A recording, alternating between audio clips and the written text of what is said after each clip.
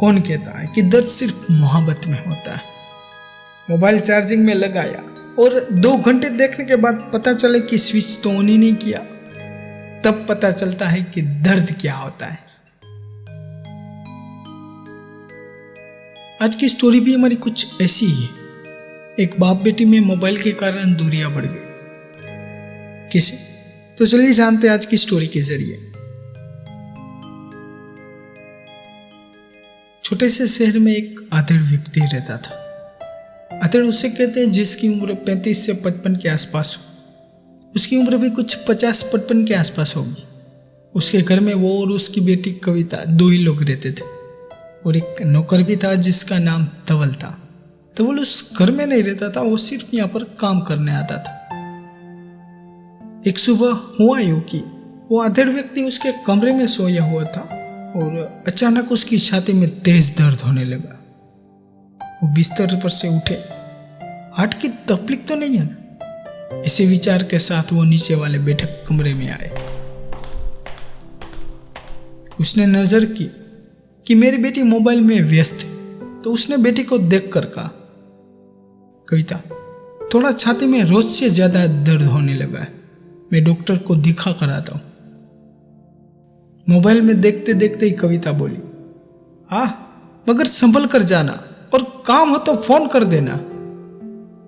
कविता के पिता एक्टिवा की चाबी लेकर पार्किंग में पहुंचे। पूरा बदन कांप रहा था, पसीना भी बहुत आ रहा था।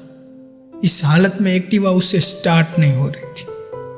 उसी बीच घर काम करने वाला धवल साइकिल लेकर आता है। साइकिल को ताला मारते ही धवल उसके पास गया। क्यों साहब, एक्टिवा चालू नहीं हो रहा है क्या? इतना पसीना क्यों आ रहा है साहब? आपकी तबीयत तो ठीक है ना? इस हालत में स्कूटर को किक नहीं मारते, लाओ मैं किक मार के चालू कर देता हूं। धवल ने एक ही किक मार के स्कूटर को चालू कर दिया। साथी पूछा, साहब अकेले जा रहे हो क्या? हाँ। इसी हालत में अकेले नहीं जाता, चलिए मेरे पीछे बैठ जाइए। कविता के पिता ने कहा, तुम्हें एक्टिवा चलाना आता है? साहब गाड़ी का भी लाइसेंस है, चिंता छोड़कर बैठ जाओ आप मेरे पीछे।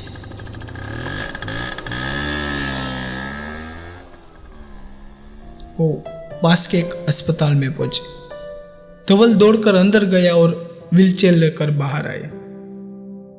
साहब अब चलना नहीं, इस कुर्सी पर बैठ जाओ। धवल के मोबाइल पर लगातार घंटियां बज रही थी। वो आधेड़ समझ गया था कि फ्लैट में से किसी का फोन आता होगा कि अब तक क्यों नहीं आया। धवल आखिर थक कर किसी को कह भी दिया कि आज नहीं आ सकता। धवल डॉक्टर के जैसे ही व्यवहार कर रहा था। उसे बगैर पूछे मालूम हो गया था कि साहब को हार्ट की तकलीफ हो रही। लिफ्ट में से व्हीलचेयर आईसीयू की तरफ ले गया। उसकी तकलीफ सुनकर डॉक्टर की टीम भी तैयार थी। सब टेस्ट शीघ्र ही किए गए। डॉक्टर ने कहा, आप समय पर पहुंच गए हो, वो आपके लिए बहुत फायदेमंद रहा। अब कोई भी प्रकार की राह देखना वो आपके लिए हानिकारक होगी, इसलिए बिना देर किए हार्ट का ऑपरेशन करके आपके ब्लॉकेज को दूर करना होगा। इस फॉर्म पे आपके स्वजन के हस्ताक्षर की जरूरत है। डॉक्टर ने धवल को सामने देखा। कविता के पिता ने कागज को हाथ में लिया और धवल को कहा, बेटे दस्तखत करने आते? धवल ने कहा, साहब इतनी बड़ी जिम्मेदारियां मुझ पर ना रखो। बेटे तुम्हारी कोई जिम्मेदारियां नहीं है। तुम्हारे साथ भले ही लोगों का संबंध नहीं, फिर भी तुमने बगैर कहे तुम्हारी जिम्मेदारियां पूरी की। वो उत्तरदायित्व हकीकत में मेरे परिवार की थी। एक और जिम्मेदारियां पूरी नहीं कर दोगे बेटे, मैं नीचे लिखकर सही कर दूंगा कि मुझे कुछ भी होगा तो जिम्मेदारियां मेरी होगी। धवल ने तो सिर्फ मेरे कहने पर ही हस्ताक्षर किए। बस अब और घर पर फोन करके बता देना। बस उसी वक्त उसकी बेटी कविता का फोन धवल के मोबाइल पर आया। वह अपनी बेटी की बात शांति से सुनने लगा। थोड़ी देर के बाद धवल बोला, मैडम आपको पगार काटना हो तो काट लेना, निकालना हो तो निकाल दो, मगर अभी अस्पताल में ऑपरेशन शुरू होने से पहले पहुंच जाओ। हाँ मैडम, मैं सांप को अस्पताल में लेकर आया हूँ। डॉक्टर ने ऑपरेशन की तैयारी भी कर ली है, और हाँ, राह देखने की कोई जरूरत नहीं। कविता के पिता ने कहा, बेटा घर से फोन था?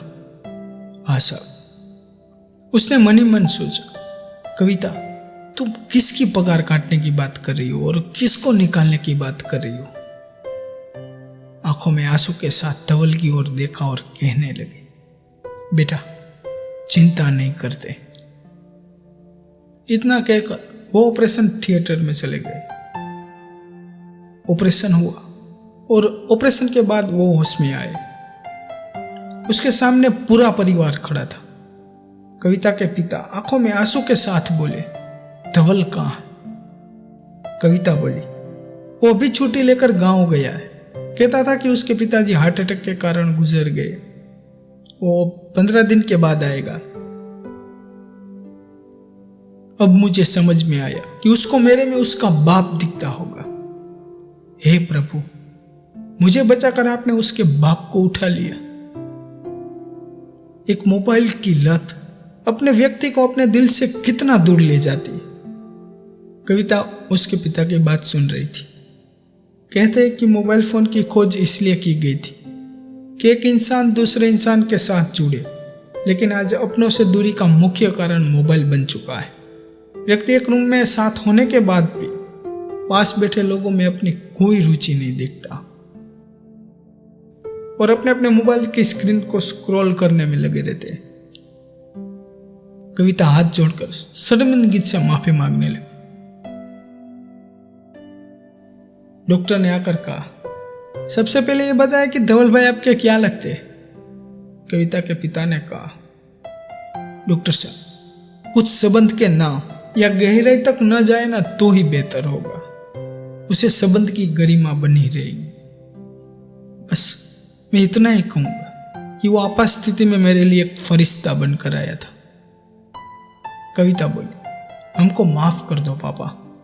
जो फर्ज हमारा था वो धवल ने पूरा किया। वो हमारे लिए शर्मजनक है। वैसी भूल भविष्य में कभी नहीं होगी।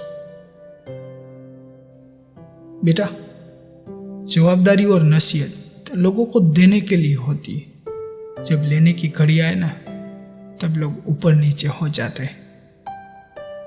अब रही बात मोबाइल की। बेटा, एक निर्जीव खिलौने जीवित खिलौने को गुलाम करके रख दिया है। समय आ गया है कि उसका मर्यादित उपयोग करना है, नहीं तो परिवार, समाज और राष्ट्र को उसके गंभीर परिणाम भुगतने पड़ेंगे और उसकी कीमत चुकाने को तैयार रहना।